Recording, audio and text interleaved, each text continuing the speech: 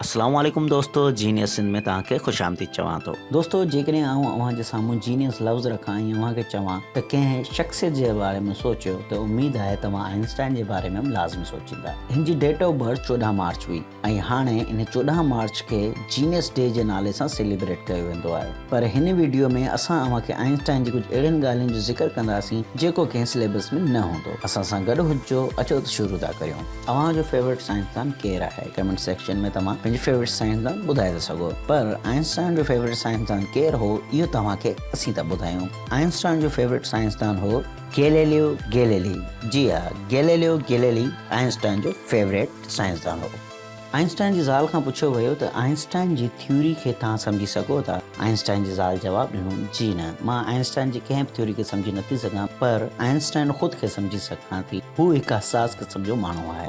दोस्तों, हमें ख़बर आहे आइंस्टाइन हिकु वॾो साइंसदान हो, पर आइंस्टाइन खे कार हलाइण कोन ईंदी हुई ऐं आइंस्टाइन सामूंडी सफ़र खे जाम पसंदि कंदो हो। आइंस्टाइन खे स्विमिंग बि न ईंदी हुई। आइंस्टाइन जॾहिं पैदा थियो त हिन जो मथो ॿिनि ॿारनि खां वधीक वॾो हो ऐं डॉक्टरनि जो चवणु हो त हीउ एबनॉर्मल थी सघे थो। 7 सालनि जी उमिरि ताणी हीउ स्कूल न वियो हो ऐं घर वारनि सां विढ़ी करे स्कूल वेंदो हो। 4 सालनि जी उमिरि ताणी आइंस्टाइन कुझु बि न ॻाल्हाईंदो हो। हिकु ॾींहुं हीउ पंहिंजे वालिदेन सां गॾु खाधे जी टेबल ते वेठो हो। हिन कुझु लफ़्ज़ चया, उहे लफ़्ज़ हुआ सूप केॾो गरम आहे ऐं इहो ॿुधी करे हिन जा पेरेंट्स ॾाढा शॉक थी पिया।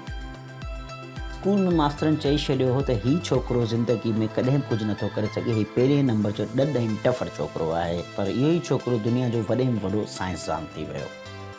आइंस्टाइन पंहिंजे कम ते फोकस जे लाइ 10 कलाक जी निंड पूरी कंदो हो, जीअं हू सुठे नमूने पंहिंजे कम ते कॉन्संट्रेशन करे सघे। हेॾो वॾो साइंसदान हुजण जे बावजूदि बि हिन वटि काफ़ी माण्हू ईंदा हुआ। हिकु ॾींहुं हिकु स्टूडेंट आइंस्टाइन वटि आयो त आइंस्टाइन खे चई त सभई माण्हू तव्हांजी तारीफ़ था कनि ऐं तारीफ़ कंदे कंदे थकनि नथा। आइंस्टाइन खां उन नौजवान सवाल कयो त कामयाबी जो राज़ छा आहे? हुन बसि हिकिड़ो ई लफ़्ज़ चयो, उहो हो दिलचस्पी। जेकॾहिं तव्हां कंहिं बि शइ में दिलचस्पी वठंदा त इनशाला कामयाबु वेंदा। दोस्तों, उमेद आहे तव्हांखे वीडियो पसंदि आई हूंदी। हिन वीडियो खे लाइक करियो, मुंहिंजे चैनल खे सब्सक्राइब करियो।